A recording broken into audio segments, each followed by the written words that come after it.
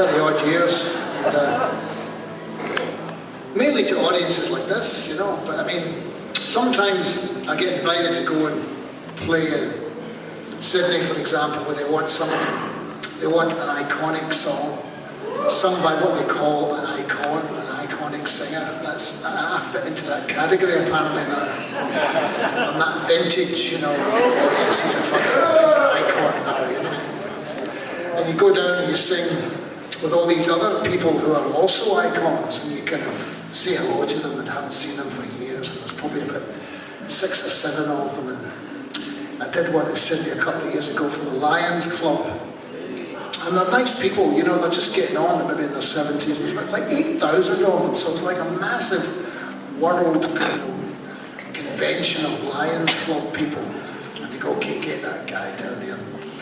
Drag him out, just get him to sing a couple of songs. It's nice because you pay to go down to Sydney and all that stuff and sing a couple of songs. And they said to me this last time, they said, well, yes, Mr. Hay, come down and sing Who Can It Be Now and Down Under. And that'll be about it, just those two would be fine. I said, okay, great. You know, they'd said, well paid for it. I thought, that's terrific. And then they said to me, this is the last thing at the end of the conversation. They said, oh, by the way, just one thing. And I said, what's that? They said, at the end of the night, you have to come back on with everybody else and dance and sing to this choreographed dance sequence that's singing to the song Celebrate by Colin Hay. I said, I'm not fucking doing it. I said, I'll give you another 20 grand. He says, yeah, okay.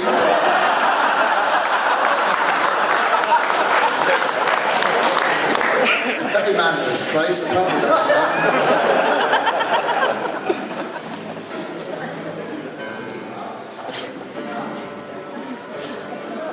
So, okay.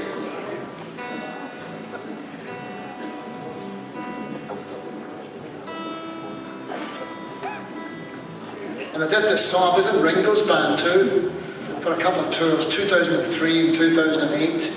And I did a television thing with him as well. And that was very exciting, getting to play with him.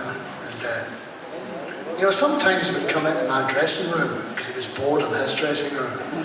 And I had a new wardrobe case that my wife had got, you know, specially made for me for this tour. It was a nice, put all your clothes, it's fucking magic doing that, you know, because on a tour like that, you get to take a wardrobe case. That's fantastic. Somebody comes and picks it up, put all your clothes in it, and then somebody comes to pick it up. The next time you see it is the first day of rehearsal. Fucking brilliant. Just open up and go, oh, there's all your clothes, it's magic.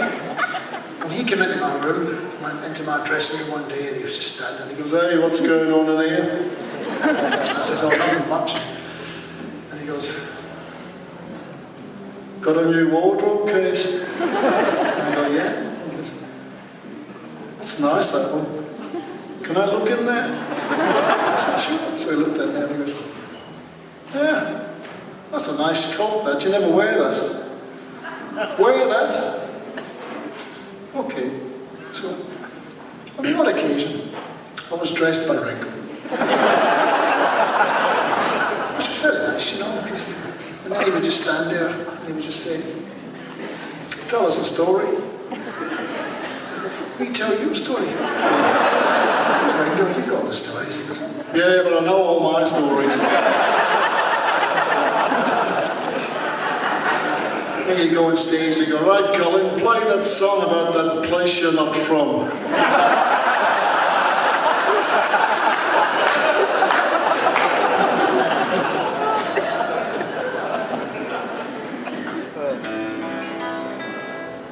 If you've never been down there though, it's truly awesome in the true sense of the word. That big land.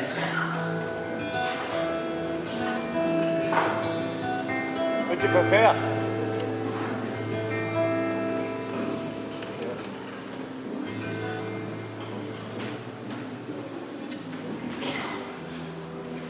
When I first went there, people would say to me, what are you doing Friday night, Colin? I go, nothing. They go, you want to come to a party? I go, yeah, okay. Somebody would come and pick you up. You'd drive for about 45 minutes. I thought I'd been fucking kidnapped. I didn't drive anywhere in Scotland for 45 minutes. I was going for holidays.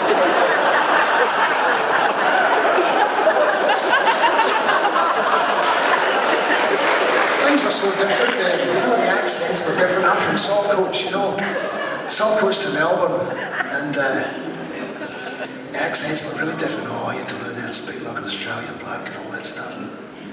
And you'd go surfing when you got to Melbourne, you know. It was very different as well. And your friend's mother would drive you down the surf. And you fancied your friend's mother. She was hot. That was also very different, because you never fucking fancied everything else.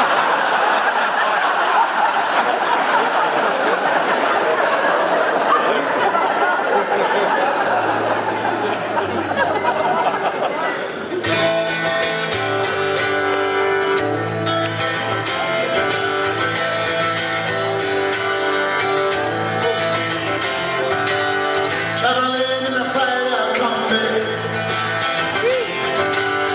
on a hippie trailhead full of zombies.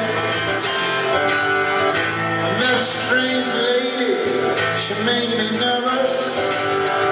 She took me in and gave me breakfast. She said, do you come from a land down under? Where women glow and men plunder? Can't you hear the thunder? You better run, you better take cover.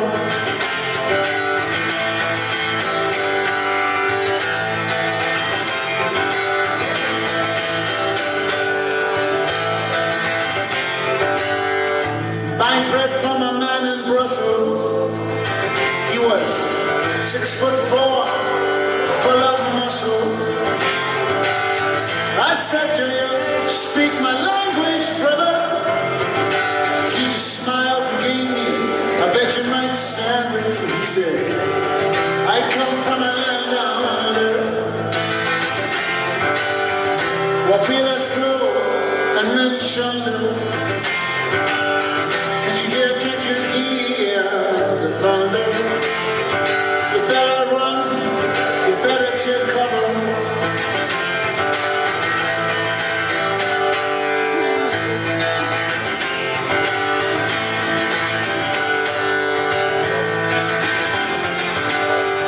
Lying in a den in Bombay, with a slack jaw and not a lot to say. I said to the man, are you trying to tempt me? Because I come from the land of plenty. He said, oh, do you come from a land down under? Oh yeah, yeah. Women glow and men plunder. Can't you hear the thunder? You better run, you better take cover. 'Cause we are living in a land down under. Oh yeah. Women glow, men they plunder. Can't you hear the thunder? You better run, you better run, you better run, better run, you better run.